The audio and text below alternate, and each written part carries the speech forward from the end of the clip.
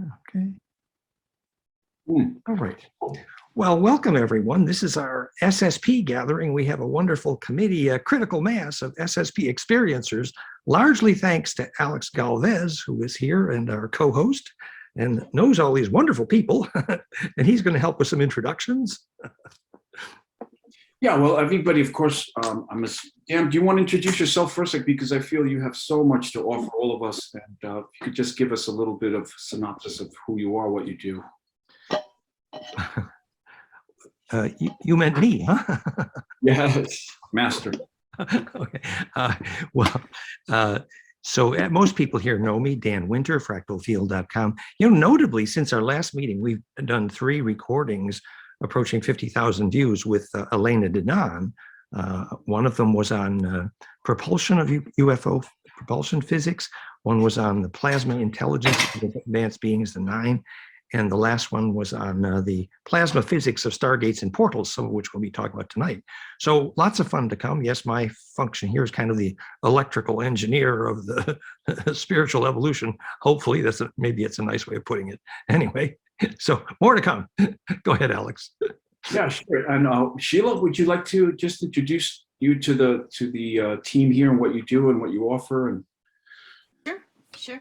So I'm Sheila Seppi, and I am the founder of the WISH Alliance, and WISH stands for Walk-ins, Indigos, Starseeds, and Hybrids. But it's not just an organization for this particular group of individuals. We work with a broad spectrum, and everyone actually is welcome.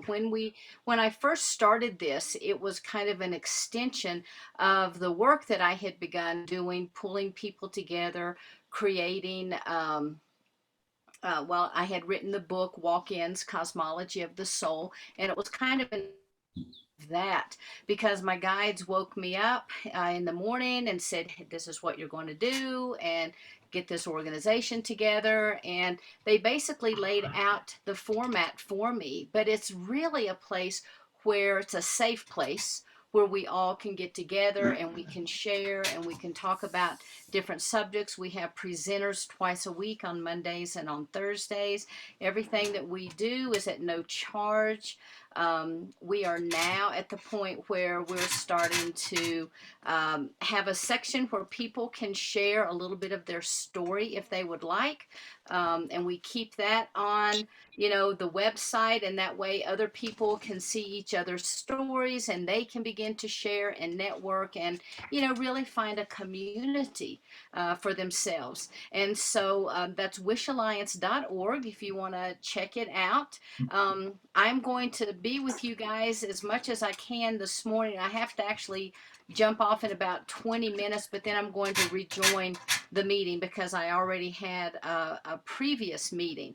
But thank you so much, Alex, for inviting me and getting the opportunity to meet everyone and to let people know about the WISH Alliance. So thanks so much. Thank you. Yeah, absolutely. And there'll be more people coming on. We're expecting probably about 10 to 15 people today from all different walks and backgrounds. So just to keep this concise and keep this timely. Dan, how long do we expect to record? Can we estimate? Yeah, well, we could do an hour and a half even. It's flexible. I'm excited that Jean Charles Moyen appears to have just joined us. I think that's wonderful. In fact, Jean Charles, are you there?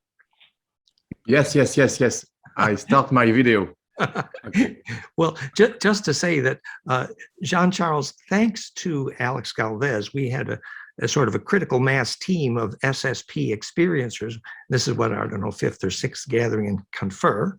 And part of the subject of what we're going to talk about today had to do with, in the big lecture I just did with Elena Denon, it was the physics of stargates and portals, which are an extension of the physics of lucid dreaming. And I wanted to use your story as the example. Oh, thank you. Hello, everybody. So please introduce you. Want to say hi? And Jean Charles. Hello. Jean, may I just add before we start, because we're going to have about 15 people. So we're trying to introduce everybody, their websites to promote their businesses, obviously to community. We're building community here. So keep it concise to about 1 minute so that we can get, if there's 15 people, that's going to be about 15 minutes. Or so. Or maybe a couple for Jean Charles, but go ahead, Jean Charles. Yeah. Okay, well, it's very difficult to Yeah. to short my story, because it's a very long story. But the principle is when I was 4, I was abducted during my summer holiday with my parents. I was on the beach playing in the sand, and suddenly I disappear 1 hour. Everybody search me, but they don't find me. And 1 hour after, I reappear in the same place. And after that, I am developing a lot of abilities like telepathy, telekinesis, the light off, the light on, and can healing somebody or animals, and teleportation, really physical teleportation. I disappear in a place and reappear in another place in a few kilometers. And my parents was a witness of this about my life. And I have a lot of things. When I was dreaming in my bed, they find something strange in my bed. I dream I am in Bahamas when I was a little boy, and when I wake up, I was 10, and there is a sand in my feet. And we live in the 9th floor in a building in France, in Paris. So there is something concretely, you know, and Exactly. I bring a lot of stuff in my life. So after that, when I was teenager, I was a lot of experience in the summer camp. I have an headache, a sunstroke, and I was hospitalized. And during my hospitalization, they discovered something strange in my head, like a lot of piece of, yes, implants. And the doctor think it was a dust in a radiography. But after that, they discovered twice the X-ray, and there is the same things. So they give me a room to examination for me, and I remember I was very dizzy and very dehydrated, and they have put in my arm a solution to rehydrate me, because the sunstroke was very hard for my head. And I remember one night, the doctors come in my room with the military guys, and I try to understand, but I can't understand, because the military guys spoken German, and they look my X-ray, and after that, I remember a lot of things. In the night, there is a military guys, old military guys, enter in my room and tell me, don't worry, everything is okay. Follow me, hurry up, because we miss the jump. And I don't understand why he say miss the jump. So I follow the old guy in the corridor, and we take an elevator, and we go down very deep. And when the doors open, there is a big hangar with a lot of child. And he left me here, and good luck. And I arrived on the table, and a woman gave me a suit with an emblem in the chest. It was a horse, like a Pegasus, you know? Pegasus. Horse with wing horse. And yes, and go to the lineup with the other children, and we enter in the light. And I remember after that, I reappear in a big hangar, different hangar, very futuristic hangar, and they test the fear of each children, and very frightened. And every child failed the test, but not me.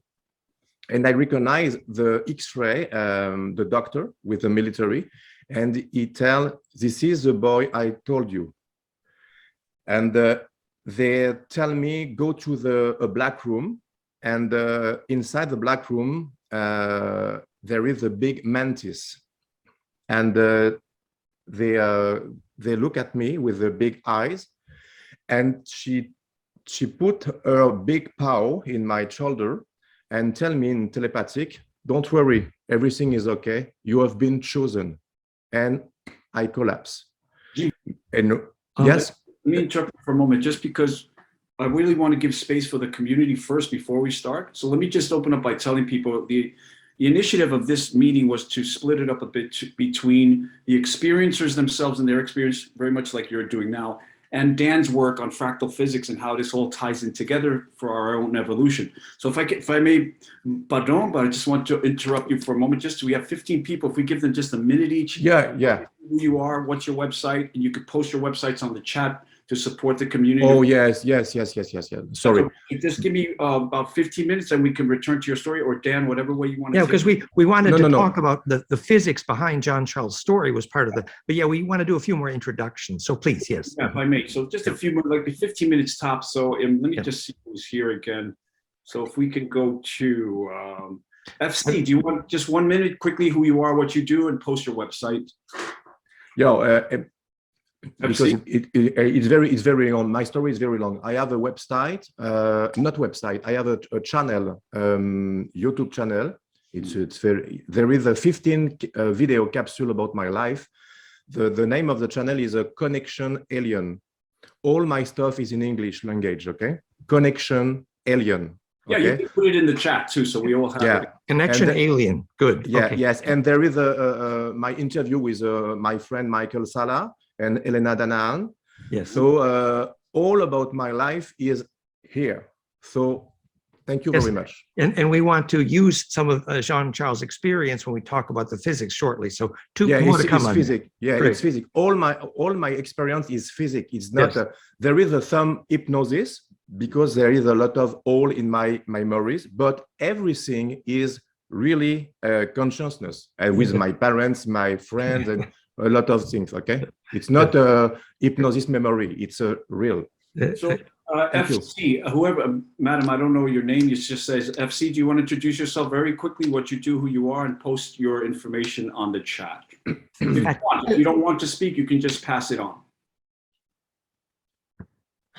It's Fatiha. She's our good friend from Canada. She's involved with very high-level research, but she wishes to remain mostly anonymous, I think. Was that right, Fatiha?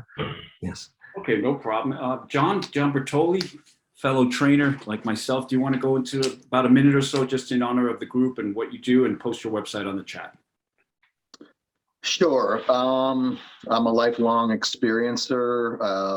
Alex asked me the other day, you know, what's the first experience I remember having, and that was basically coming home from kindergarten. I remember seeing a triangular polished metallic craft. I had telepathy during that experience, but there were things that happened beforehand. I've seen many beings throughout my life. I have had abductions against my will, and I've also interacted with higher dimensional extraterrestrials, and do till this day. I have ongoing interactions and relationships with a lot of my guides. Basically, where I am right now is I used to do a decent amount of public speaking and presentation.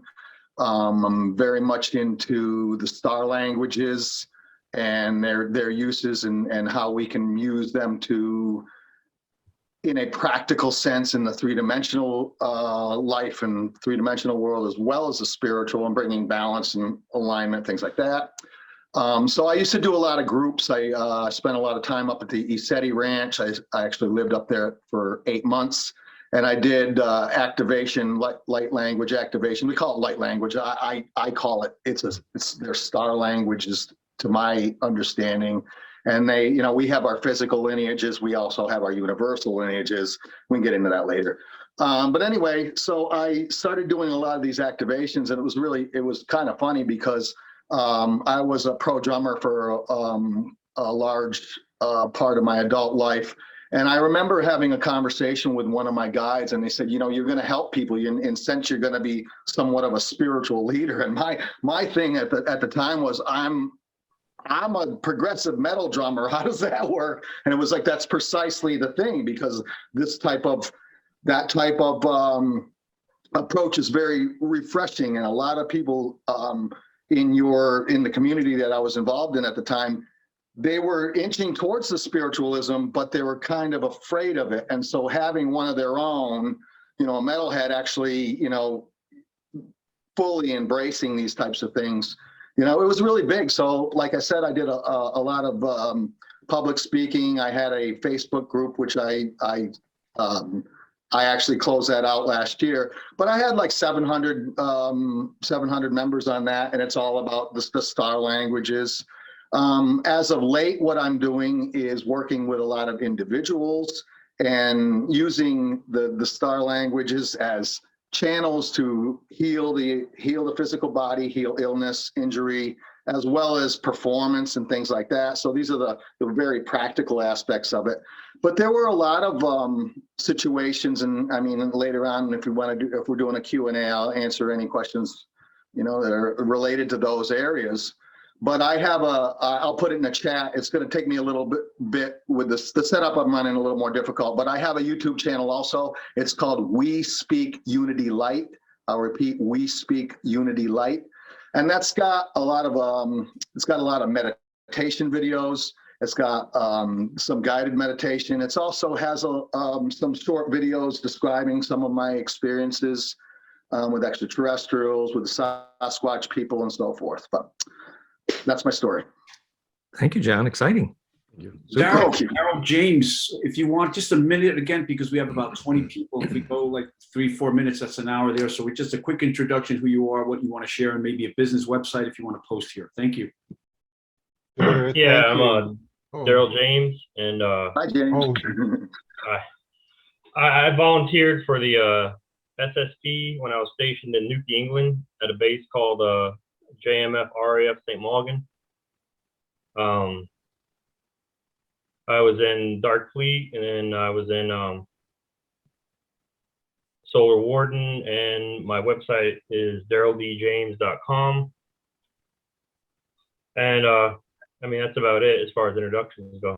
Okay, thank you, brother. Thanks for being here. Apollymi Mandylion, if you want to introduce yourself, post your website, a minute or two. Sorry, it's early in the morning here. My name is Apollymi Mandylion. I am part of the Super Soldier Project, along with SSP, MK Ultra, that sort of thing. For my experiences, I got recruited when I was about 5 years old, and I'm still currently in a lot of projects that I'm still finding out, including Section 13, which is part of the Area 51 organization, and the Dark Fleet for the Aryan Nazis, and I was part of some of the Dark Draco stuff when I was younger. So I do have a website called galaxyofunity.squarespace.com that will have my full disclosure, including a web series that we're going to be making that will be live action, but I also do interviews as well that we just started this February. I also have a Facebook page of Apollymi Mandylion that has a lot of my knowledge and some of my abductions, both good and bad, on there, and ET interactions with the high councils of Andromeda and some of the other ET councils as well. So wow. I've also had interviews with James Ring and a couple other people. Nice. Wonderful. Nice to meet you. Thank you. Nice to meet you too. Yeah, Jean, we have you. Annalisa, do you want to give us a short intro, who you are, what you do? Annalisa, oh, you're mute. Yeah, unmute your mic. Hi, Hi, Annalisa. Well, yes.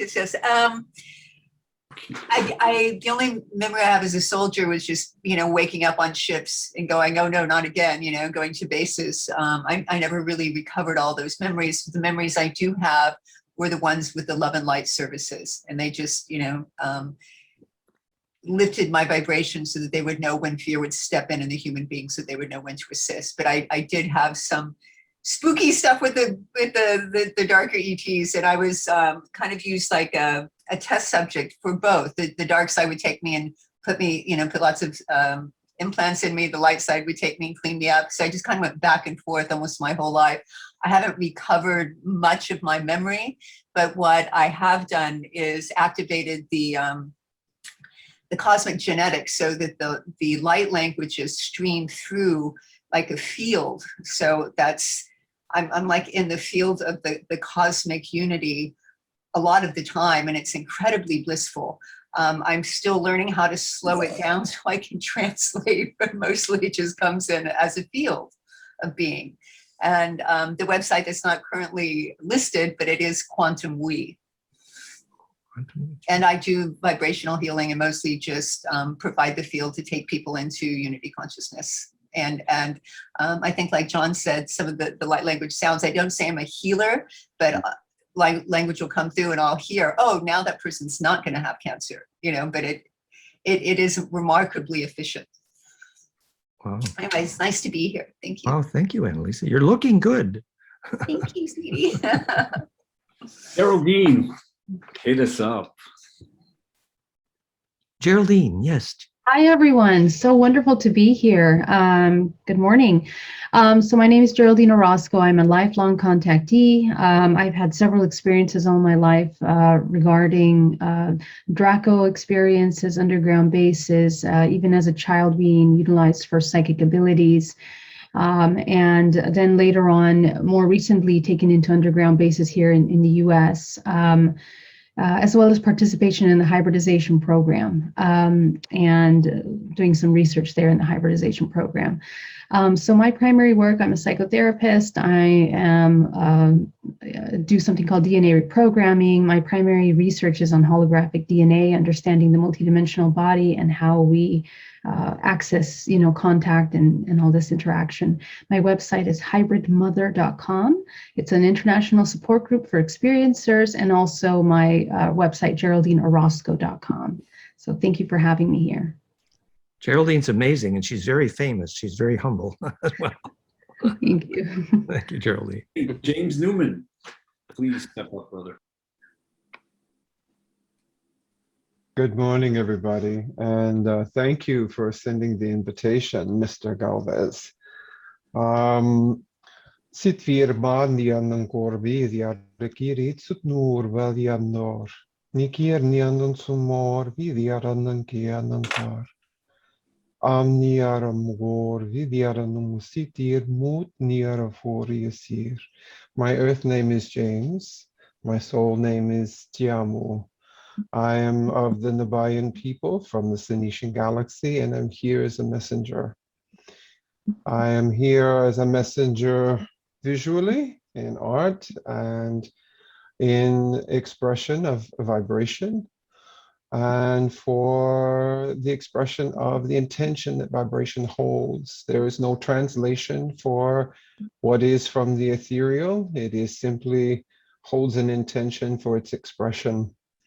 It's not in a language because it wouldn't be as limited, it would be too far limited for that. And so my work here is assisting humanity in returning to the perspective of the whole as an integrated form, stepping out of the I, stepping away from me and my this stuff, my stuff, that stuff, and remembering that to ascend, we must return to that integration of the whole. I do things as far as images are something called the time alchemy mode, which expresses what is written in the DNA of whoever I'm painting for, expresses multiple journeys here in the physical world and in other dimensions, so that they have a greater clarity of who they are on a vibrational level.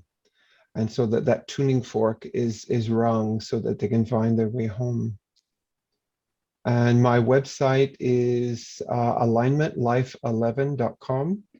I have an Instagram page, also Alignment Life. I have a group called Alignment Life on Facebook. We try and keep it all in one name. And I'm soon to begin a YouTube channel called HOME as an acronym, which is Harmony of Mother Earth. And it's all going to be all about returning humanity to the harmony that nature and all other species in this universe already participate in. And how we find our way of letting go, taking that leap away from the individual back into the whole as an integrated form. And I thank you for allowing me to be here today. Blessings, James. Oh, inspiring. Alan Rhodes. Let us Hey, Alex. How you guys doing? Hello, everybody. I'm primarily here for the physics, as Dan probably knows, because I am not an experiencer. But all of your stories intrigue me, and I'm always looking for different areas of physics and science that can contribute something that can be connected in some ways, like what used to be called technology transfer. In industry is what I do basically. Since I've been in psychotronics, the U.S. Psychotronics Association, pretty much all my life now, many years, and I've met Dan through the USPA and many other people that we talk about a lot, like Tom Bearden and there's so many of them that are great icons of our search for knowledge. So I'm here for the physics, and take it away. We should say that Alan is an audio engineer expertise as well, among many other things. Brother Bond, Sean Bond. Thanks for inviting me on. My name is Sean Bond of the Psionic League, and we're all about bringing together groups of like-minded individuals that want to expand the great full potential of humanity in our psionic latent activations of abilities, bringing them online, and how to find your true greatest self in deep within your heart, help solve problems on the earth. I am also an experiencer, many times visited by different ETs and events of targeting. I am a healer. I know many modalities, and I go into reading the DNA library books and light genetics, as well as the Akashic record, and going beyond into past lives, and bringing forth connection with my clients to their soul family, ancient off-world soul family, and then bring them here to support Earth in what we're going on with the problems here.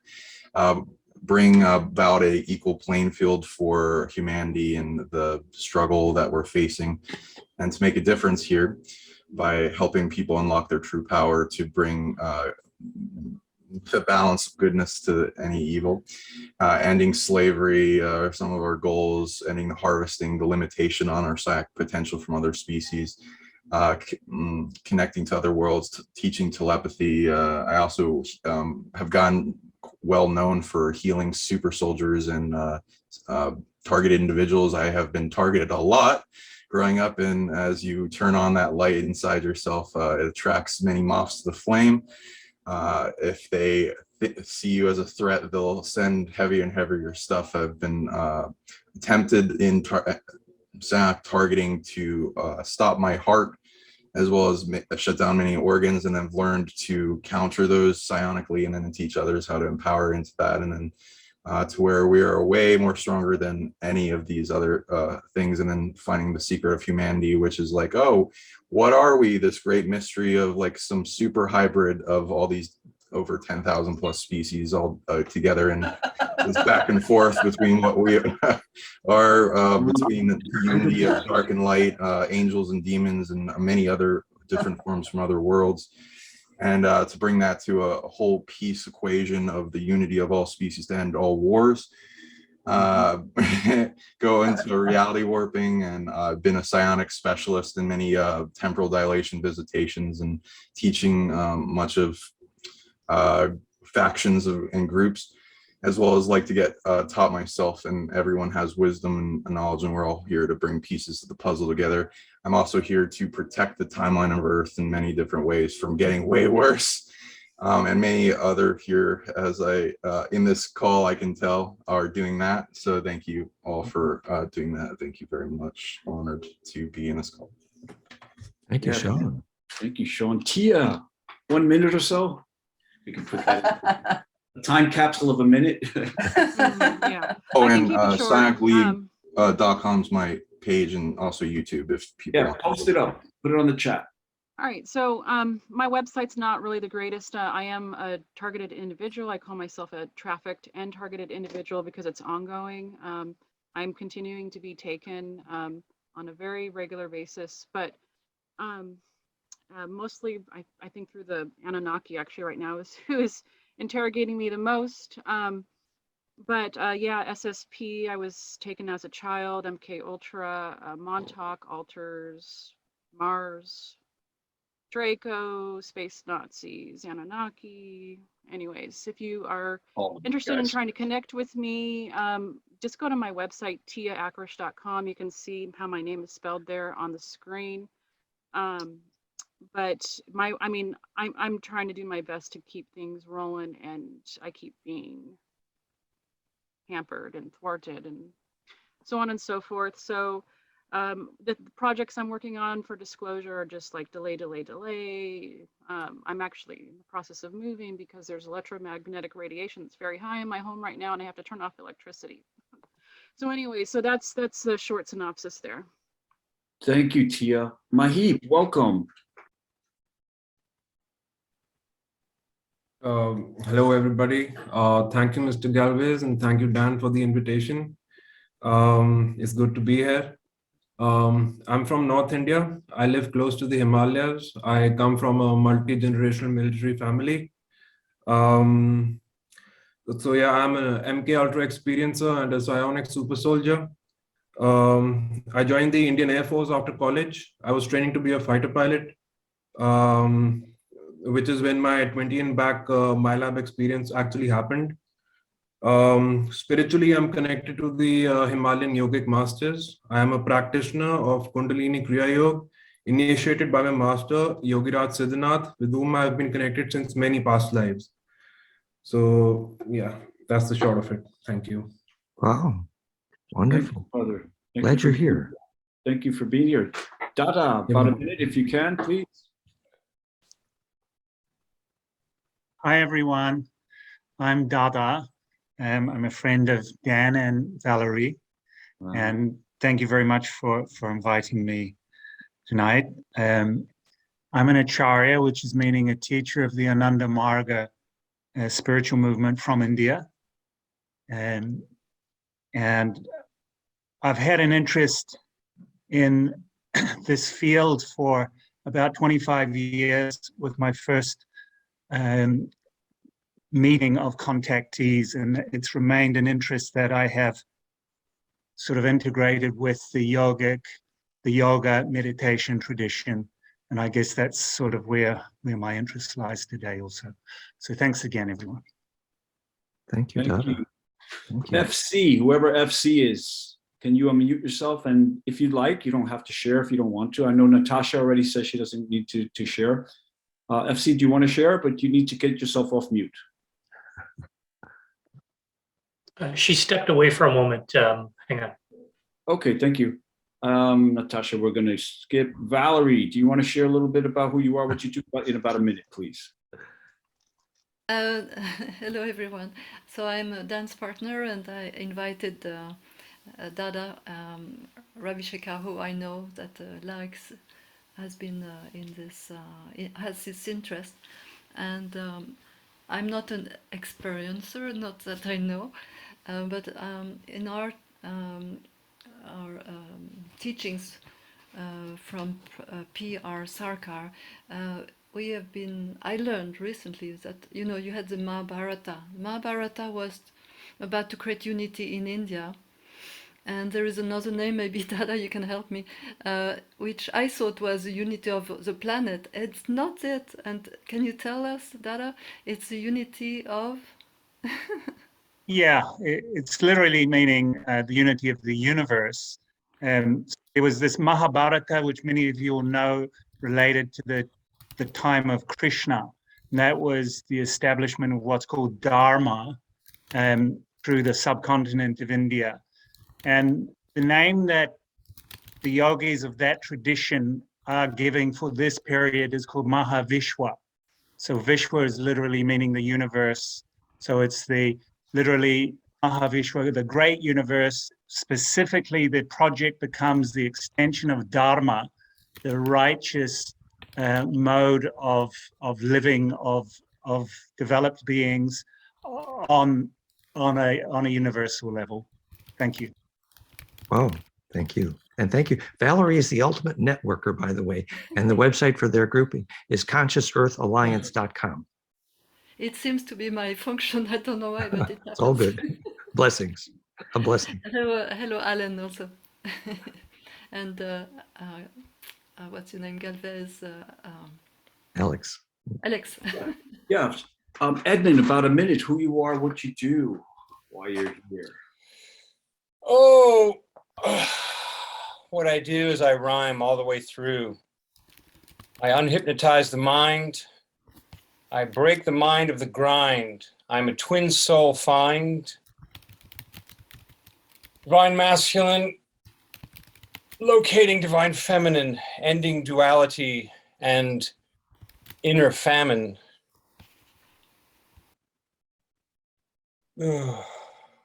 What a powerful time this has been. Multidimensional within for all of us. 3D crunch, 5D punch through. Becoming real, that's what I do. Oh, brother, thank you for being here. Thank you, Edmund. And we saved the best for last. Siva Foster. Hey, Andrew. Hello, Hi, hello I'm everyone. Hello, Dan. Did you get my message? Yeah, I'm going to ask you to all mute yourself. Can you mute yourself? Annalisa. Okay. Annalisa, can you mute, please? Anybody who's not listening, who's not speaking, please mute yourselves. Thank you. Go ahead. Hello, hey, welcome everyone, and good to be here. Thank you, Alexander, for inviting. I'm one of those who representing the World Brotherhood Union, Cosmos Federal Assembly on the planet. This is actually application plan for very advanced plans on the planet. It's also Omega Exit, and we have this beautiful frequency document or cosmic constitution. It's also in English right now. The original language is in Turkish. The knowledge book, the website is usa.theknowledgebook.net. And this book is actually the frequency keys, the exit through Omega. So it's actually integration with your true self, your true cosmic light body, with your true cosmic consciousness.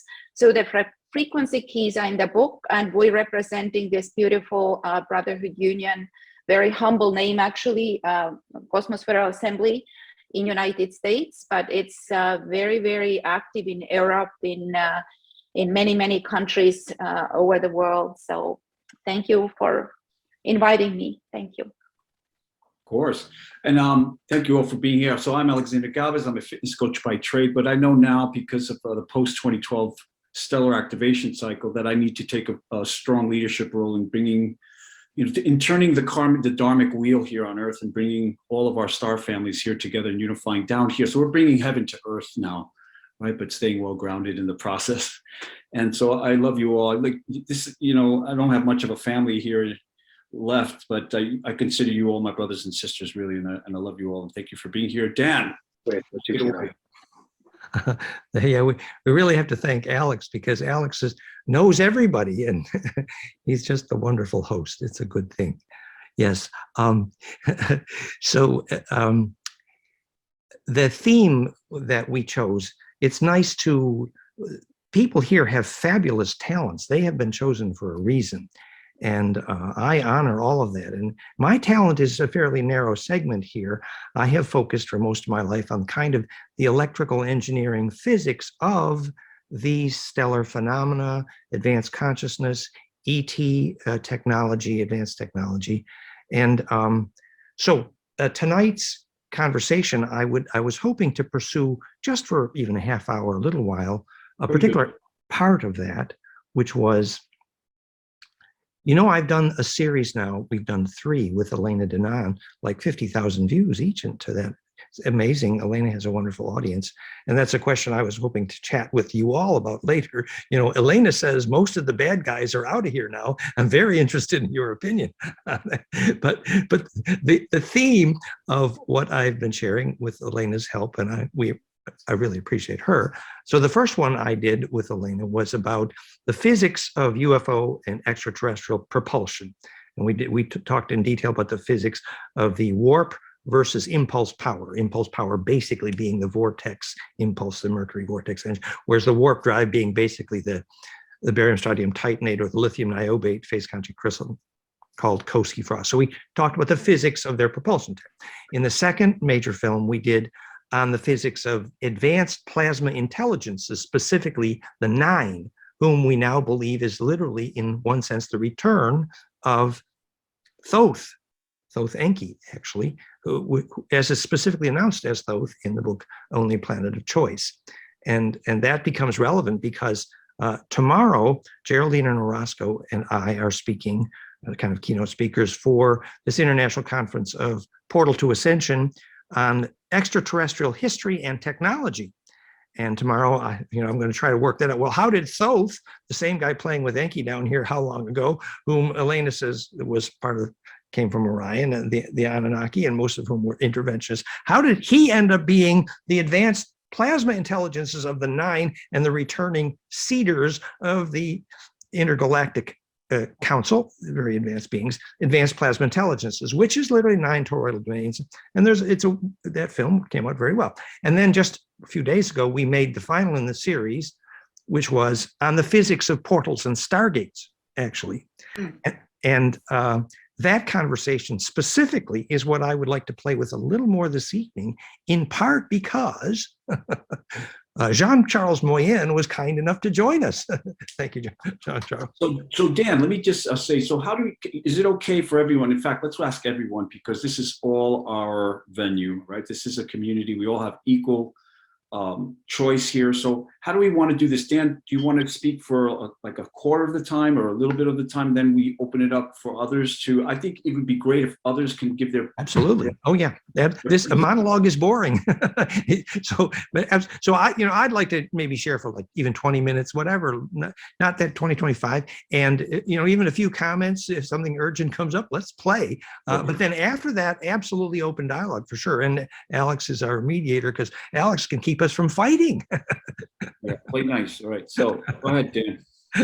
Yeah. But you see, when I did this conversation with Elena Danaan on the physics of stargates and portals, you know that I knew many of the Montalk survivors, as by the way, Alan Rhodes lives next door and knows many as well. And when I set up the media lab that became Gaia TV, it was the Rick Hasson and the producers of Stargate that were there.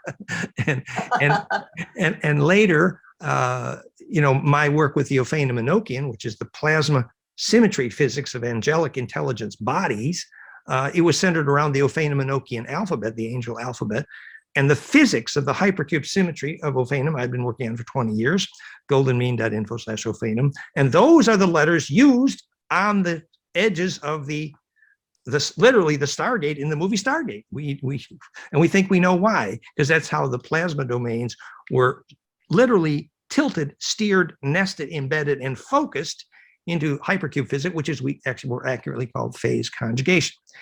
Anyway, the third impulse for my wishing to do that conversation with Elena on stargates and portals was the fact, and I may say this with a bit of pride, perhaps, that our Theraphi.net phase conjugate plasma doing rejuvenation commercially successfully in 25 countries, literally time reversal by, there are detailed reports, admittedly from people who are quite sensitive, detailed reports of that plasma field, which I wrote the equation for, triggering lucid dreaming. And where I started the conversation with Elena was to say the physics of what triggers a lucid dream, and we believe we actually understand a good chunk of that. The aura compresses centripetally, the physics of bliss, literally, and with successful implosive compression, for example, golden ratio brainwaves, flameinmind.com, the measurement of bliss. So that bliss first starts with compression implosion. Then there's the possibility of the radiance we call bliss, because after compression, the aura has absorbed the transverse electromagnetic inertia, and due to the compression, squirting out through the center of that squirt gun pine cone vortex at the Planck threshold is what's called the longitudinal EMF coherence, sometimes called the vril, or the ba from the ka, or the Kesjan body, or in Tibetan, the rainbow light body, which is basically radiating coherently a longitudinal compressional wave, incorrectly called scalar, enabling inhabiting an array. And the fractal nodal dodecacosa geometry of that array is the higher light body and what the advanced plasma being intelligence occupies, and literally the physics of collective unconscious and where DNA, radio, and ancestor phone calls is possible, and where cathedral sacred sites, et cetera, et cetera. So if we're right that we help with that compression during this plasma Theraphi.net, and people report replicably triggering lucid dreaming, and by the way, also report successfully releasing ghosts. And we think we understand the physics because the plasma of a ghost, which Karatkov has measured, where it goes, when it goes after death, and where it goes after death, and the plasma of your local ghost is looking for sacred space, place of power, implosive compression. And the reason that releases a ghost is because the memory in that plasma domain, when implode compressed through at the Planck threshold, enabling radiance into the longitudinal array, inhabiting the world of ancestral memory called Hey Ave Heaven, the breath of charge taking flight, Champs-Élysées, Plains of Sharon, the names for that array. And you don't get in there unless you do compression good. And we've been teaching the physics of successful death as a black hole for years. Anywho, so we think we understand what this implosive plasma compression is enabling and why it triggers lucid dreaming. And by the way, again, using Jean Charles Moyen as an example, which by the way, Jean Charles, we did for that film. When Jean Charles says he came back from the lucid dream with sand between his toes, you know, where's the physics here? I'm an electrical engineer. I want to talk about the physics of what enabled that. In fact, Jean Charles, are you there? Yeah. Yeah. Well, Jean Charles, you know, Jean Charles was kind enough to send his major film. I think it's called South Shore, right, Jean Charles? And in there, Jean Charles admits that one of the things that was common to some of those lucid dreamings was you got underwater. Was that right, Jean Charles? Yes, yes. The first time it was the sand in my bed, and my parents protect my secret, and my father tell me if you can teleport something, go more far. And oh yes, and I have a dream. I was in a planet. The name was Antares. There is a crystal and water and hybrid and beings, a lot of things, and it was a very lucid dream. And I wake up the next day, and I tell me, oh, maybe I can return in this place and bring something. So I take a bag with a bottle, empty bottle, and I dream I was in the same place, but I was with my pajamas, and it's like, oh, I control my dream. It's not normal. So I take my bottle and I fill my bottle with the crystal inside, and I go to meet a hybrid and a lot of things. And I wake up in the morning, and suddenly I discover my bag, and I check my bag, and flock, there is a bottle with the water and the crystal inside. And I showed to my parents, and my parents was, oh my God. And my mother cooking, and she burned her hand, and my father take the water and in a little piece of cotton take to the injury of my mother, and it's disappear instantly, and no injuries. And after that, my father put a lot of water to have more water, but he killed the water. She turned to black. But we keep the crystal in a little box. The crystal was Antares crystal in the water. And a few days after, they disappear. Like other thing I bring, something, somebody don't want, I keep that and disappear. It's beautiful. The Jean Charles story is in great detail in the Elena Denon films and on his website. And that's so much appreciated, Jean Charles. I'm so glad you're here. And so if we could now try to talk about the physics of what enabled that, one part of that physics is, I would hypothesize actually that your aura, Jean Charles, was probably enabled quite dense. In fact, someday I'd love to measure your brain waves. Yeah. And with Elena, we have the same memories about the same spaceship. Yeah, it's amazing. And it's amazing because it's in so life blissful. we're crying together because I don't know Elena in this time with a book, and she described the same spaceship. It's just the same spaceship, a bar with a drink, a blue drink. And I tell, oh, I remember the bar. It's with a bay window with a space view, and there is a robo like a bartender in the levitation. And they both remember the same thing. And what sort of drink? Oh, I remember. This is a blue drink with a little bubble inside. Oh my God, is this the same? And she showed me the book. I never read her book, and we have the same memory. It's so beautiful that confirmed. It's wonderful. But Jean Charles, we really want to try to get to the physics here if we could. So with your help. So the reason I brought up the water, I noticed in your film, you showed you actually got in the bathtub one time. And just as you put your head underwater, you see. Yeah. So the other example here, when we're talking about the physics of stargates and portals, more than one advanced experiencer here, actually JP working with Michael Sala, reported in the very advanced underground arc in the Bermuda Triangle that they were shown a portal. And what that portal was is they get into this room, they hear this low frequency sound. We think we know the frequency of that infrasound. And there's a giant suspended bubble of water in the center of the room. And coming in and out of it is a portal, a stargate. You can go places, and the water's the membrane.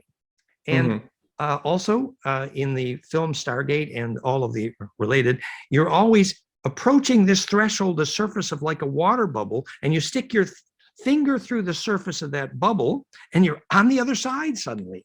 So if there's an electrical engineering question here is, what is happening to liquefaction at the surface of that water at that stargate, as in the movie and as in your experience with water, et cetera, et cetera. And you see, our work to know what that is begins with our understanding how we use phase conjugation, which is basically perfect harmonic cascade based on golden ratio, tuned to Planck, two pine cones kissing noses. And we do that with plasma, with infrasound, and the plasma fields converge, Theraphi.net, and that, among other things, triggering time reversal rejuvenation and helping people in 25 countries, and triggering lucid dreaming. Yeah. And when I was recruited in a secret space force, French space force, because somebody tell about Solar Warden, but it's American program, right? But in France, never heard before. I was in a Starfleet. So the name of the spaceship was a Solaris. It was a part of the fleet of Solar Warden, and we were with the beings and American and Asian and a lot of things Now we spoke about a space force with a lot of countries, and with Elena and a friend, a French friend, a writer and experiencer, David Rousseau. He write a book, and I make my movie. Few years before I know these guys, with the same detail, the same school, the same name of spaceship. It's impossible. We have the same memories of the same mission of Mars, of Draco, of a lot of things. And when I was with my lucid dream, I met somebody in the Bahamas. I was 20 years. I'm working in a shop, and somebody tell me, "Oh, I know you." It's like a deja vu. I know your name, but I dreamed these guys the night before. So it's, I don't, oh yes, I remember you, I dream of you. No, it's impossible. But the guys come back and tell me, "Oh, I remember you. You are Jean Charles," and we go to a boat in the Bahamas. And I was shocked by, it's impossible, it's a dream. And I go to the cache with to follow the guys, and it disappear. And it was insane because it was a dream. But this is a beautiful. Yes, this really brings up our issue here. Jean Charles, we really want to focus on the science for a minute. Your example is perfect, but just to focus on the science, one of the ways you test lucidity in the dream is the participants can come back afterwards independently and can confirm having met each other in the lucid dream, exactly as Jean Charles is describing. But the thing we electrical engineers would like to do, Jean Charles, is understand the physics of that, quite literally. And so let's see if we can understand what that is. First, two things to talk about. One is, as we were saying, at the surface of the liquid, there's what's called the liquefication plane. And that is the point where, for example, the hypercubal Feynman-Enochian letters focusing the toroidal domains called ancient sacred alphabet, which the tilt phase angle of the domain donuts is converging in the hypercube, which is phase conjugate, which is pentodeca, implosive, called phase conjugation in optics, for example, where time reversal and negentropy has been measured. And clearly the physics of time reversal, even in conventional physics.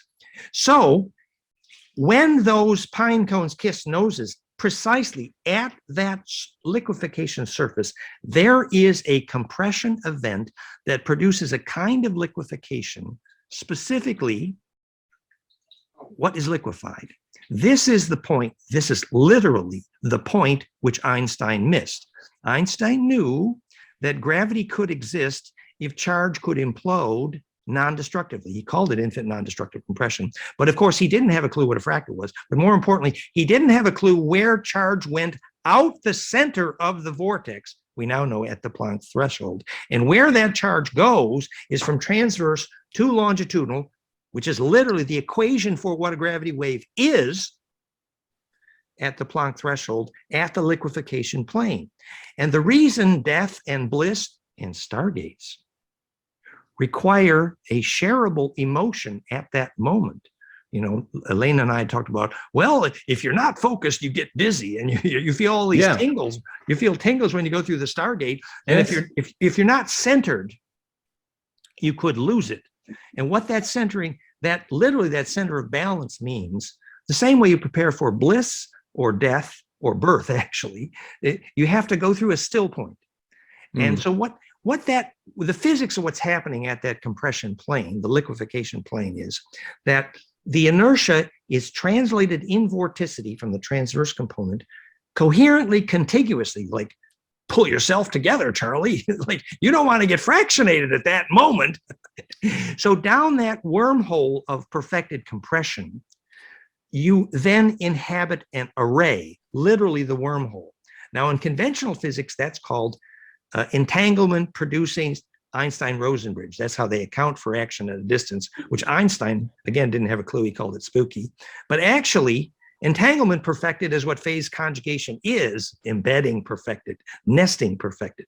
That's what that implosive compression of the pine cone is.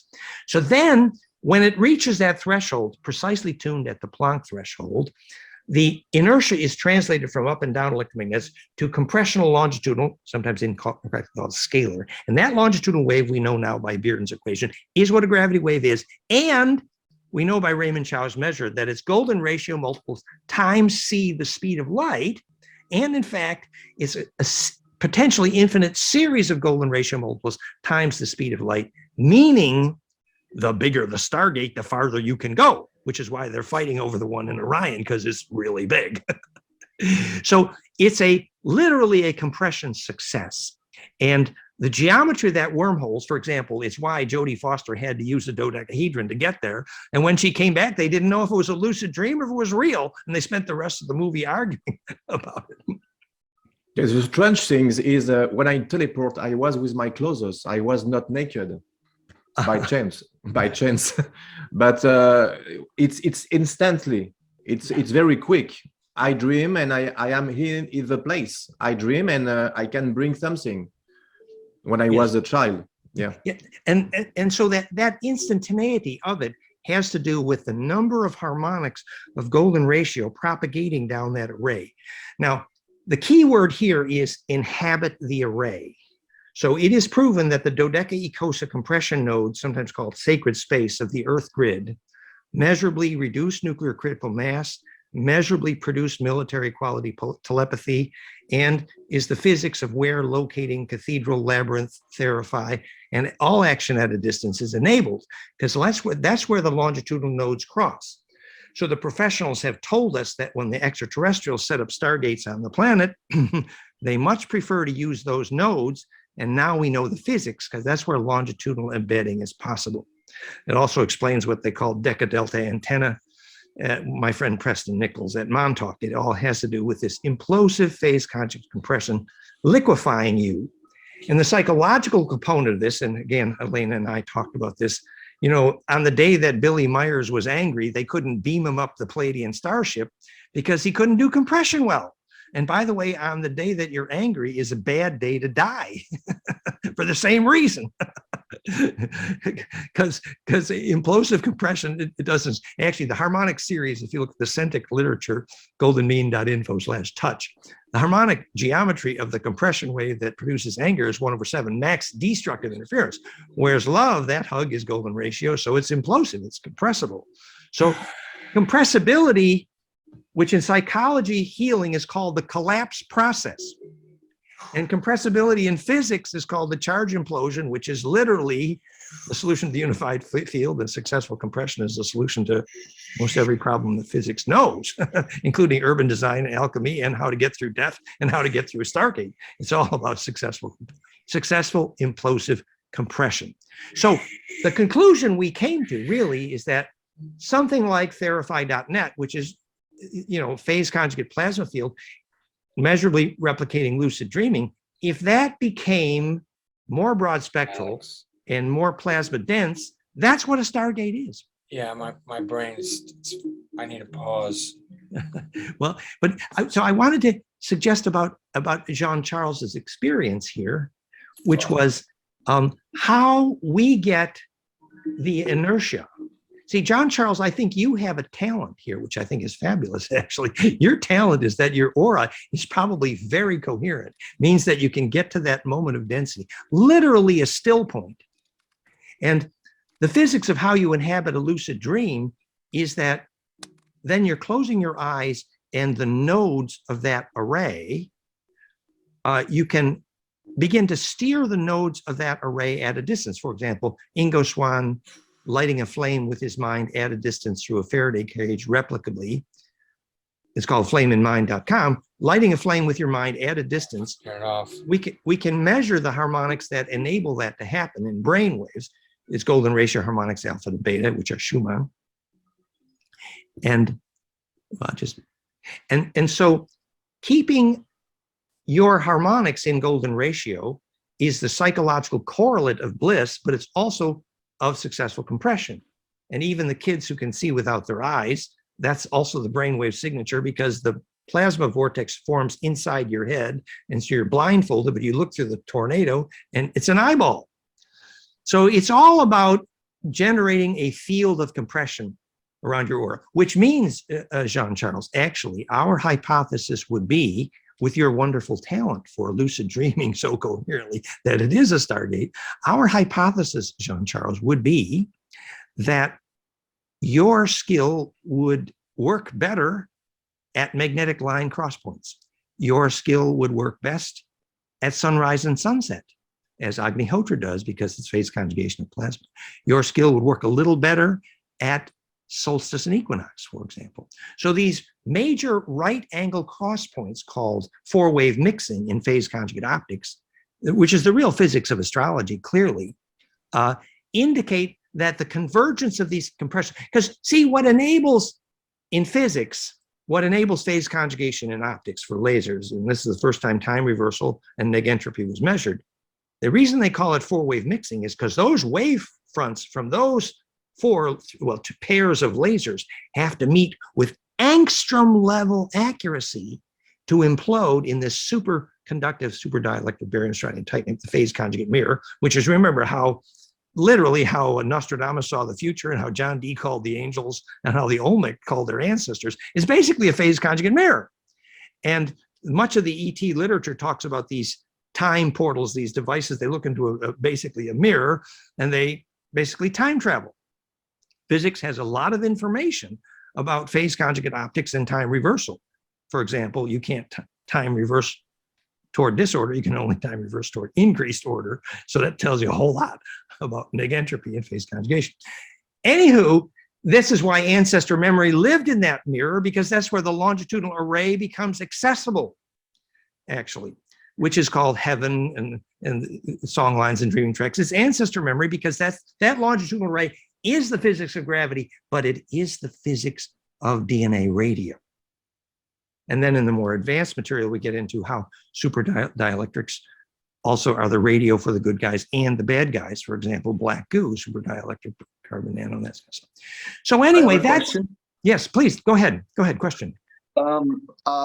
Real super quick. I was at the ESETI ranch, and I had an experience where I actually had physical sight of the Stargate that is there. Okay, it was a cloudy evening, and I looked down. There was no moon. I saw my shadow.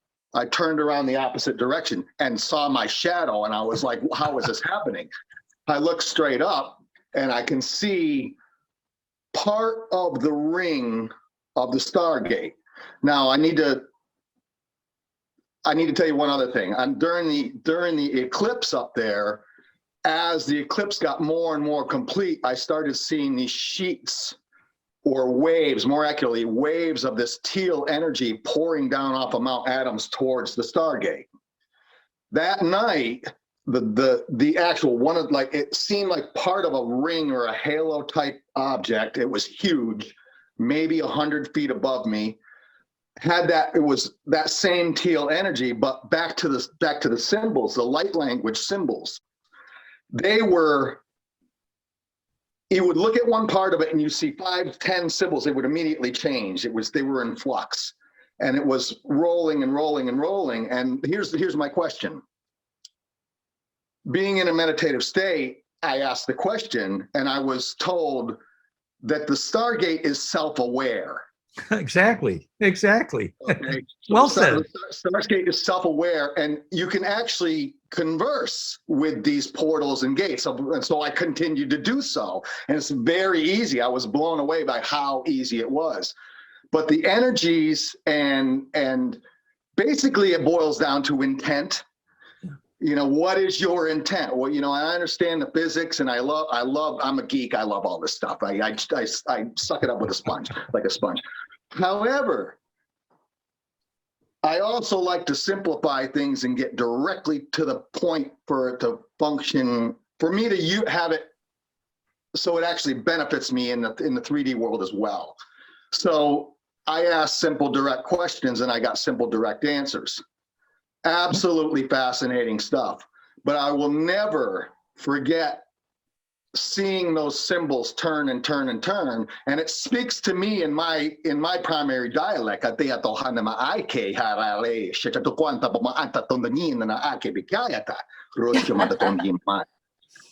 I was like, oh, I was struck so hard in the heart chakra, knocked the wind right out of me. You know, my physical body, it took a minute to catch up. But anyway, I guess. Well, that's so great. No, it's perfect. So much of a question, but a statement. You know, but it is the perfect reminder. So, you know, the whole Storl to the Maury of Deep Space Nine, which Roddenberry wrote just after he met the Nine through Puharich and Phyllis Schlemmer, which is, we've made a whole film about the Nine. The fact that once you get in the wormhole, not only is putting your base next to the wormhole the way to make money, you know, location real estate is being by the Stargate, of course. But what they discovered was that the wormhole had intent. And you know, sometimes when they were running from the bad guys and you get in the wormhole decides who's going to go and who's not going to go. So how did that wormhole get mined? That's the question. And you see, I think we have an answer to that question, actually. Well, you know, I worked with George Edgley in Budapest for years, and he was explaining how replicable it was that ball lightning responds to telepathy. Mm-hmm. And if you understand that ball lightning is a plasma donut, and the center of what keeps it centripetal is the phase conjugate implosion cone at the center of the plasma vortex, the same plasma vortex which causes gravity and causes consciousness and perception. So donut or torrent? It's a toroidal donut of plasma charge. Yes, the same way the photon travels as hold off, Dan, because I want to open this up because some people have got. Yeah, but just can I finish the thought?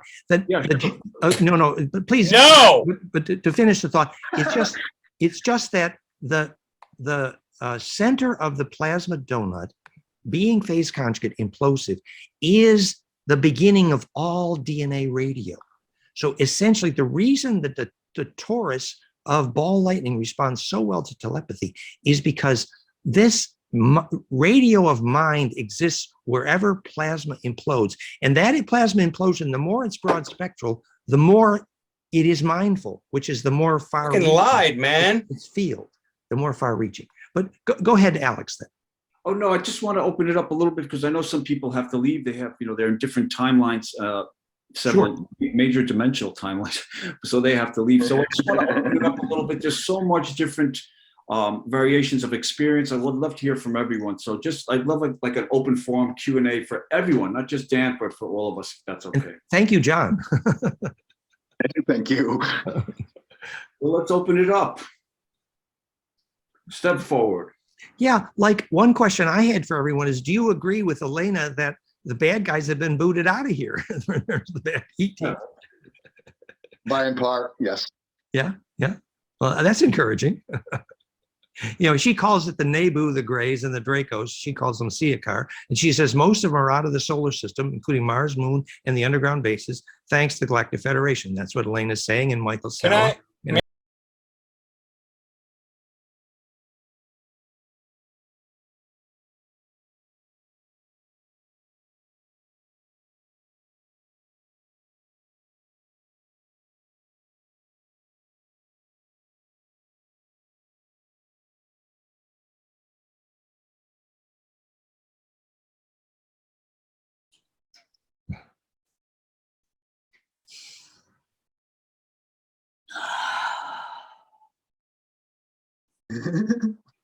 We feel each other. And that's good. I feel you, Annalisa. Totally felt that. All good. Totally felt that. Thank you. Thank you. All good. So we have a lot of new people here who have not been with us before. If they want to, or anyone else who has something, you know, it's kind of like something really they want to share. Yeah, please, James, anyone, just throw it, open the circle. Hi. Yeah, I have never been with this group before. I have worked a little bit with Geraldine. We have met in person once a few years back, and it was quite a blessing.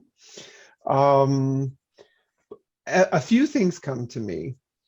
And I did make some notes there in the what do you call it, the chat, if anyone would like to look at things. What happens sometimes is I don't know if this is actually a word, but I make words up.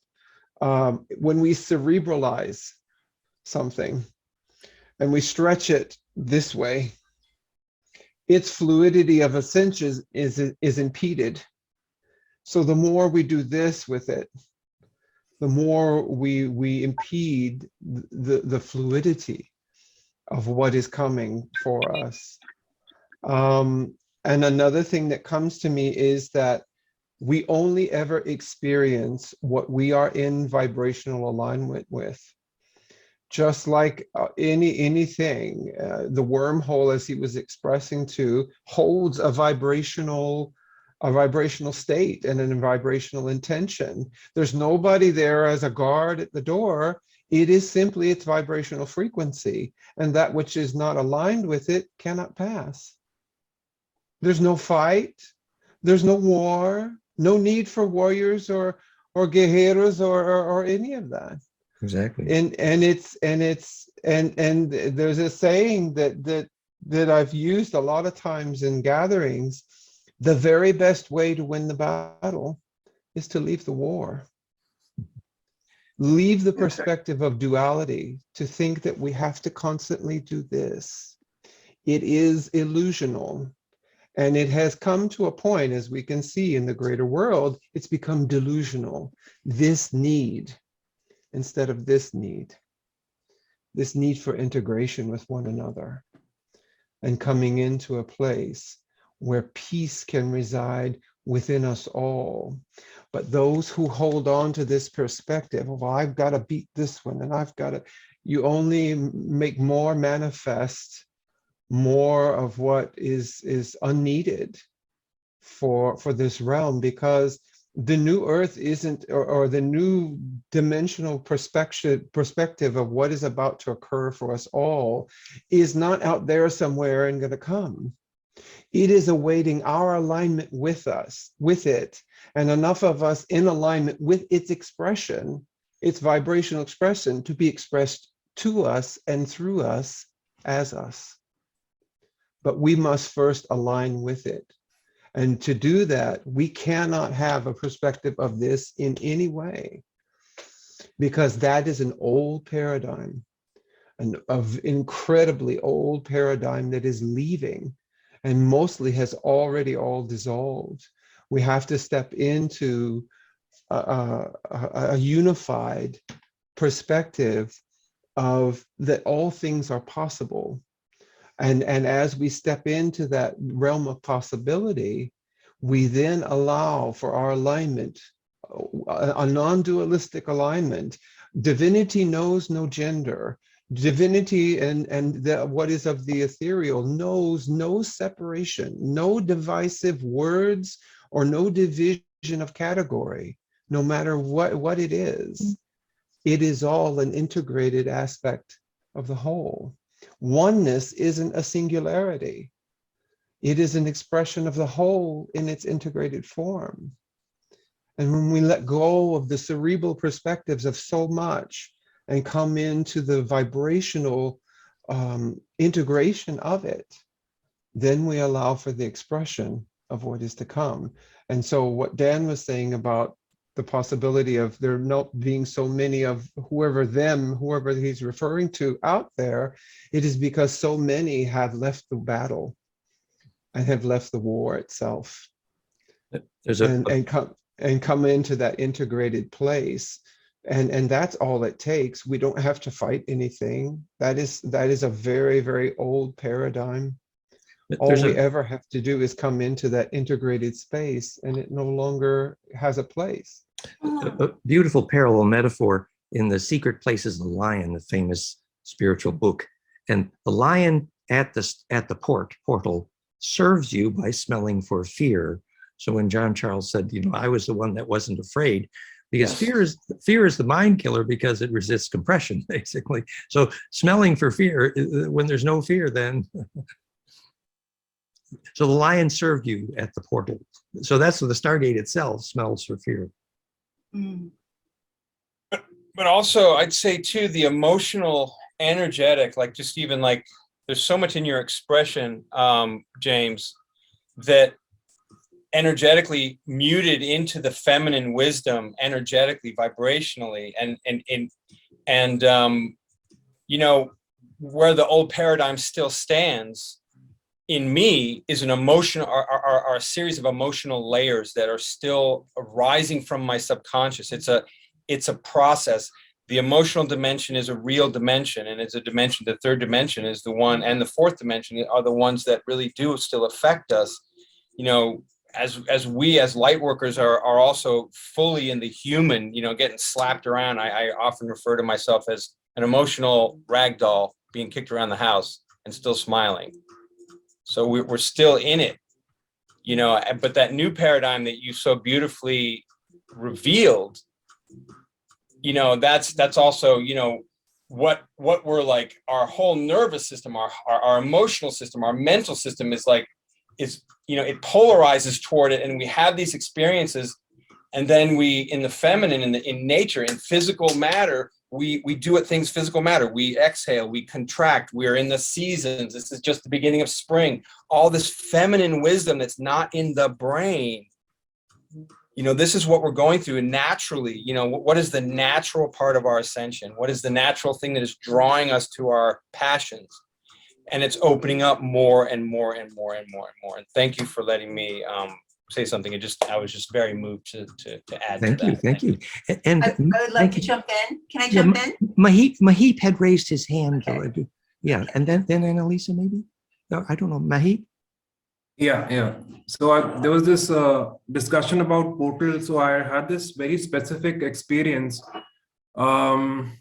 So one of my alters, who is the XO of the Space Alliance flagship, the Andromeda, he was part of a Black Shield program. So Black Shield was a not-for-profit facility where they trained Liquefication super soldiers. But I was not Liquefication. I was in a very specific psionic program. They were trying to manifest they manifested my Lyran aspect. Like I have connections with the Lyrans. So what I saw was, I saw what I perceived to be Black Shield. And there was this huge blue, like tank, a huge blue tank full of blue goo. And in this tank was this lion being, anywhere between 20 to 30 feet tall. He had a tail, he had a mane, his hands and feet were paws, just a beautiful being, very, very high dimensional. He was a very noble and loving consciousness. Yes. So this being, I was shown things about it, like he was able to channel these very high dimensional psionic energies.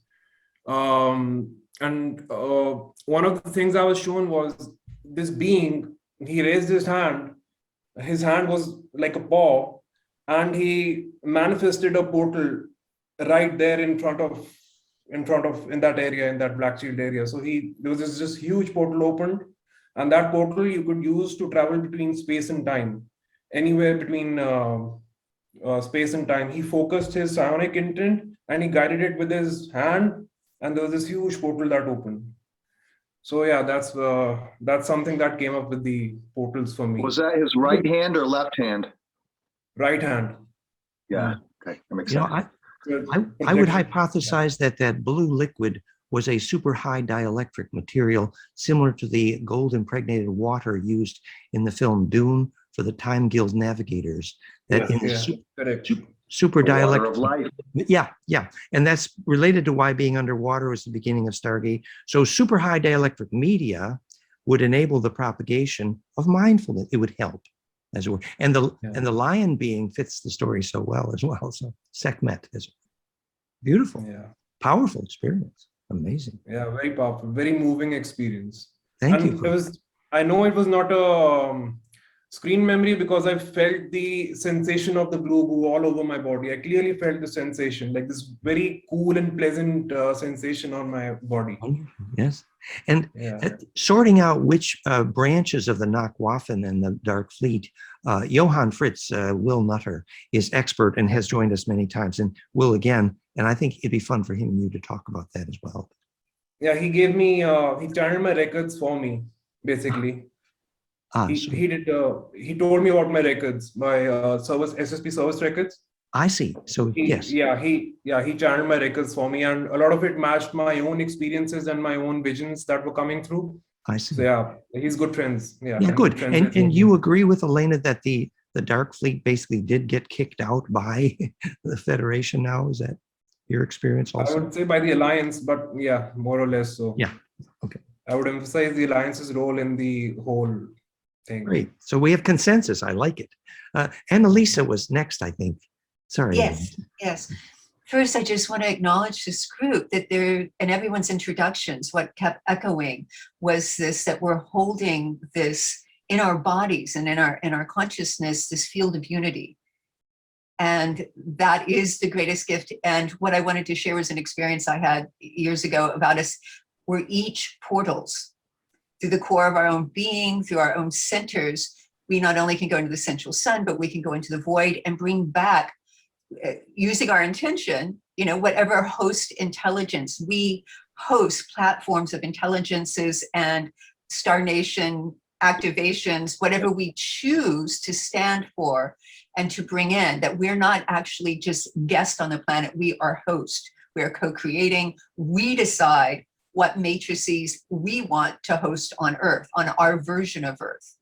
And together we could just make this so glorious and beautiful. And I'm so thrilled to be with all of you here that have this level of unity consciousness in yourselves and in your experience. It's just blowing my mind. I'm just really grateful to be here and look forward to seeing what we can do as what I call portal powered people. Yeah, we collectively every now is a portal. we collectively take responsibility for. Exactly. Thank you, Emily. That was gorgeous. The one who unifies is in the total, yes. I just have to share that just brought very powerful tears of gratitude and feelings of home to me. And thank you for that. That was very moving to me. I can feel it too, John. Thank you, sir. So many experiencers agreeing. The agreement is the magic. Unity. Dan, could you explain a little bit more about the bliss technology and how that's so important, critical to, like, there's so much pressure on in terms of the collective? Yeah, when we say that fear is the mind killer, the opposite obviously is bliss. And bliss is the charge implosion. And the measurable correlate of that, golden ratio in brain waves and heart coherence, which we've been doing for years, flameinmind.com, realheartcoherence.com.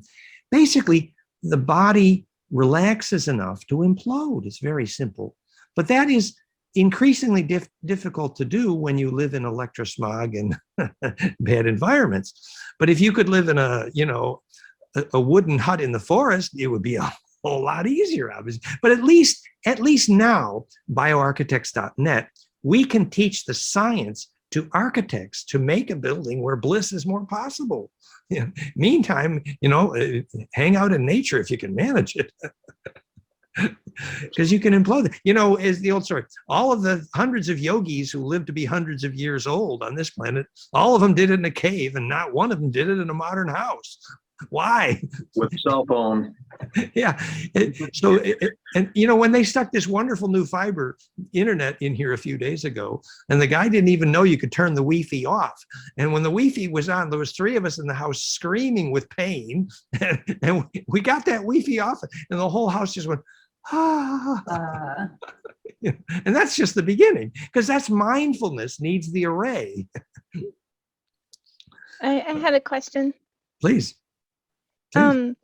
So I'm still in the programs, and I have been since I was 5. So you said that if a body is in strife, then it can't use its abilities to do the implosion. I mean, I've been in the programs my whole life, and I'm still trying to figure out a lot of the science that my abilities have and use. And I'm trying to make a school to actually teach people how to use their abilities through science, which it's basic, but beautiful. Anyway, have always been constantly, either they force my emotions to be neutral, or I'm always like depressed or sad. Like I have augments in me that if I get super happy, it just swaps right over to you're immediately depressed, or you're just completely neutral. but that would keep my abilities from Yeah. being able to be used because Yeah. I can astral travel really quickly. You know, I've had moments of phasing where I just have objects pass through me, or I can pass through them, and yeah. So You have abilities that are wonderful, but then of course you're very much in demand by the good guys and the bad guys. yeah, it's kind of a tug of war with both. But you know, a couple of metaphors that might help. You know, when a pilot, life or death, that he releases the bomb as he's flying over correctly, and if he focuses and analyzes it, gets super stressed and worried, then he's obviously going to miss. But if he just relaxes and gets super intuitive, or I think it was Frodo in Lord of the Ring or something, you know, the whole universe survival depends on your next move. So what do? You relax and get playful. Yeah, because like when I was a kid, I was a lot more focused. I was, you know, because I went through so much training where you had to be either laser focused, control your emotions so that you could use your abilities. And I was in Project Stargate. I was one of the people where they were trying to figure out what was on the other side of things, and they would just throw us in. They didn't care.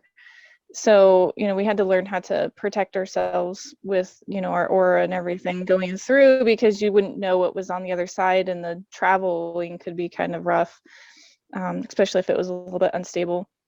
But where's it going with this? My brain's fogging.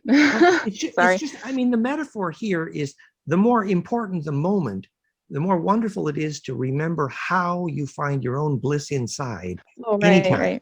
I mean, that's sort of, Well, go ahead. Ever since 2010, my powers was like super hyped up.